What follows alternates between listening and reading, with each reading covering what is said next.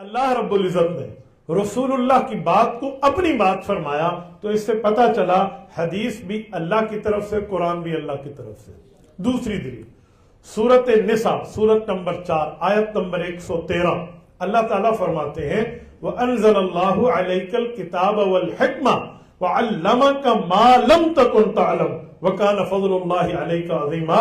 محبوب مصطفیٰ، ہم نے آپ پر قرآن بھی نازل کیا، حدیث بھی نازل کی، والحکمہ وعلمک، اور ہم نے قرآن اور حدیث اتار کے آپ کو وہ پڑھایا ما لم تکن تعلم، جو آپ پہلے نہیں جانتے تھے، وکان فضل اللہ علیک عظیما، اور اللہ تعالیٰ کا آپ پر بہت بڑا فضل ہے کہ آپ کو قرآن بھی دیا ہے، حدیث بھی دی ہے۔ یہ آیت بتا رہی ہے کہ قرآن بھی اللہ کی طرف سے ہے، حدیث بھی اللہ کی طرف سے۔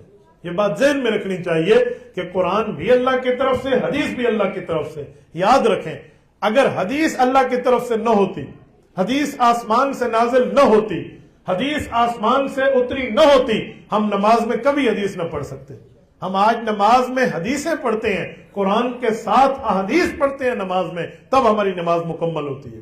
آپ کہیں گے ہم حدیث کہاں پڑھتے ہیں؟ کہ سبحانک اللہم و بحمدک و تبارک اسمک و تعالی جدک ولا الہ غیرک پورے قرآن میں نہیں ہے، یہ حضور کی حدیث میں ہے، ہم یہ نماز میں پڑھتے ہیں۔ اعوذ باللہ من الشیطان الرجیم پورے قرآن میں نہیں ہے، یہ حضور کے فرمان میں ہم یہ نماز میں پڑھتے ہیں۔ جاتی ہے نماز میں، قرآن بھی پڑھا جاتا ہے نماز میں۔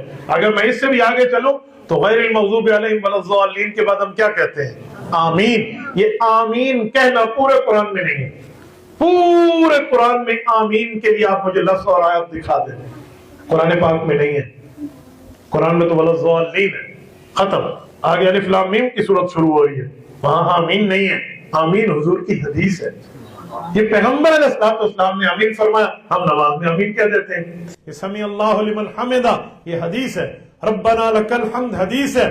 اس طرح دو سجدوں کے درمیان رب اغفر لی وارحمنی حدیث ہے، سبحان ربی الاعلی وبحمدہ حدیث ہے، التحیات والصلوات والطیبات پوری التحیات حدیث ہے، درود پاک حدیث ہے، اللہم صلی علی، اور اس کے بعد السلام علیکم ورحمۃ اللہ، السلام علیکم ورحمۃ اللہ حدیث ہے۔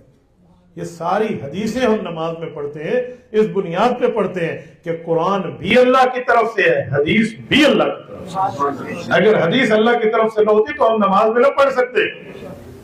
یہ جو ادعیہ معصورہ، یہ جو ہمارے یہاں ایک لفظ چلتا ہے کہ وہ دعا مانگو جو حضور سے نقل ہو کے آئی ہے، تو اس سے پتہ چلا یا قرآن کی دعا ہوگی یا حدیث کی دعا ہوگی۔ تو ہم نماز شروع حدیث سے کرتے ہیں، ہم نماز ختم حدیث سے کرتے ہیں۔ سبحانک اللہم سے شروع ہو رہا ہے اور السلام علیکم پہ ختم ہو رہا ہے، تو سبحان اللہ بھی حدیث ہے اور السلام علیکم بھی حدیث ہے۔